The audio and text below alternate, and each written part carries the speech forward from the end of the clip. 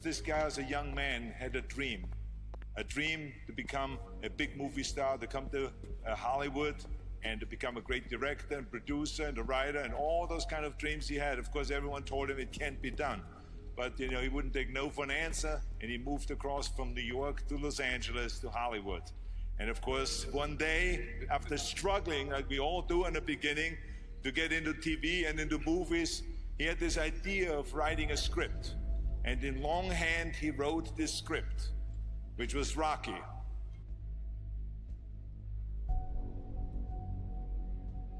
It's all about dreams, you know, and by the way, dreams cost nothing. They're free.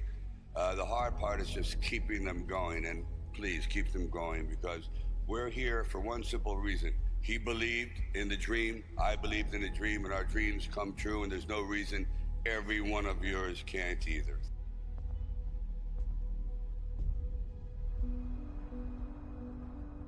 I used to sit in this little apartment, and it was a room. As a matter of fact, the room was so small, I remember I was able to open up the window and close the door while sitting on the bed at the same time. It was like 8 feet by 8 feet by 9 feet. But the one thing about that room, there was really very little distraction. So I would sit there propped up in bed, and I'd go out with my big pen and legal pad and just start writing these stories. And most of them were very, very trivial. But there was something about the process of unrealized dreams. I was always brought back to this subject because I think it's one of the most enduring subjects and one of the most difficult passages for people to accept, that they never were realized in their own lifetime, that they just didn't get that shot. I decided it was a time to come to California, so I went to California. And I moved in the valley, and things weren't going very, very well there. As a matter of fact, I had to go out and try to sell my dog because he was either do that or he just was not going to be very well fed. And then one night, I went to see Muhammad Ali fight. For one brief moment, this supposed stumble bum turned out to be magnificent in the fact that he lasted and knocked the champion down. I said, boy, if this isn't a metaphor for life.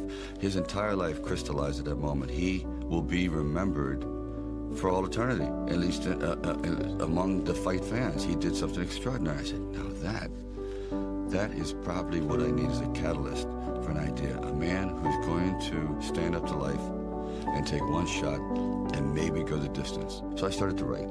And it was one of those writing frenzies. And 3 days later, I came up with the script of Rocky. Now, the script by no means was a finished piece of material. It was probably about 90 pages, and maybe 10% of it remained in the final script, but it was done.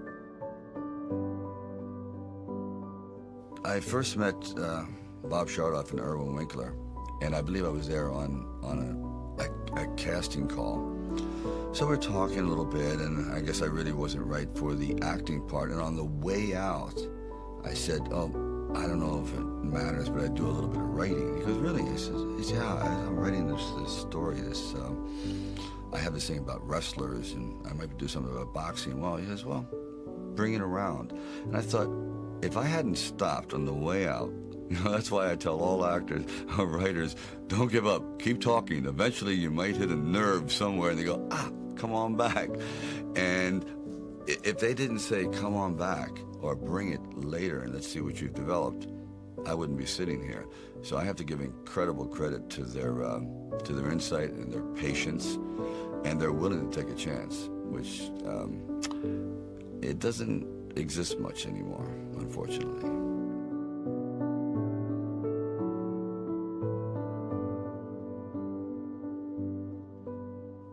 Originally, when I brought the script to them, they were fairly enthusiastic about it. The one thing they were not enthusiastic about was me playing the part, and I really can't blame them at the time. But there was something inside of me that you know, this opportunity is never going to come around. And I really wasn't used to money, and I had no idea of what I would be missing. But the temptation started to come forward. First, it was $25 grand and $100,000. I never heard of $100,000 because I had like $106,000 dollars in the bank, and like I said, I had to sell my dog, and things were not looking very, very good. My $40 car had just blown up, so I was taking a bus to work, but still, it didn't matter. I wanted to stick with it. Then it went up to 150,000, 175,000, it went up to 250,000. Now my head was starting to spin, and it went up to 330,000, and probably I heard it went up to 360,000, and I thought, all right, you know, you've really managed poverty very well. You've got this down to a science. You really don't need much to live on. I had like sort of figured it out, so I was not in any way used to the good life. So I thought, you know what? If I know in the back of my mind, if I sell this script and it does very, very well, I'm going to jump off a building, and if I'm not in it. So this is one of those things where you just roll the dice and you fly by the proverbial seat of your pants. Say, all right, I got to try it. I got to just do it. I may be totally wrong, and I'm going to be taking a lot of people down with me, but I just believe in it. We were working with the handheld camera at the time with Garrett Brown, and it was somewhat experimental. And he'd film me running through shopping malls and up down the steps and flights, curved corridors along the river, until finally my legs basically gave out and I'm like writhing on the ground, and I want to rise up and say, John, I'm dying here. And he goes, no, use it. Use the pain. I said, for what? I mean, I'm in misery. He goes, well, no, you know, it's giving your character, it's giving him some depth. I said, it's giving me bruises. It's giving me like agony. I can't sleep at night. Like the scene where we just jumped down and saw this ship along the dock, this docked along the pier. And I said, just jump out, run as fast as you can along the ship.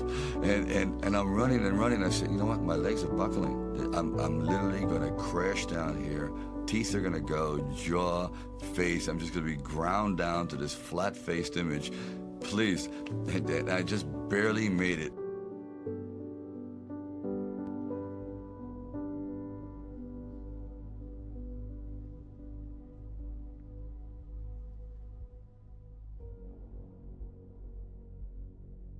The world ain't all sunshine and rainbows.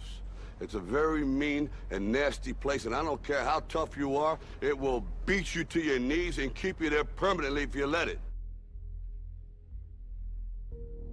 You, me, or nobody is gonna hit as hard as life. But it ain't about how hard you hit. It's about how hard you can get hit and keep moving forward. How much you can take and keep moving forward. That's how winning is done.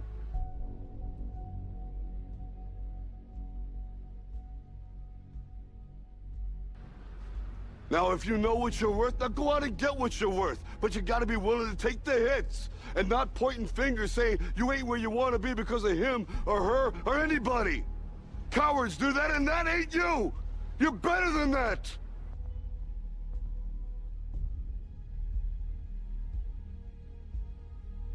You can't be alone. To really succeed, no man really is an island. When you find the right components in your life, the right people that gel with you, then you feel as though you're invincible. It may be a fallacy, but you at least feel as though you can take all that life has to dish out.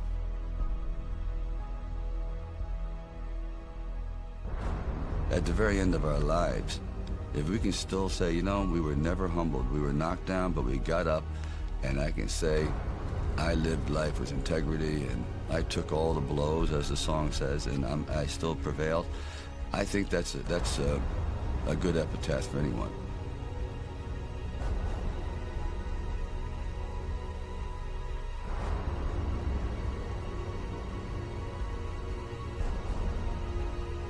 It's all about dreams, you know, and by the way, dreams cost nothing. They're free. The hard part is just keeping them going, and please keep them going, because we're here for one simple reason. He believed in the dream, I believed in the dream, and our dreams come true, and there's no reason every one of yours can't either.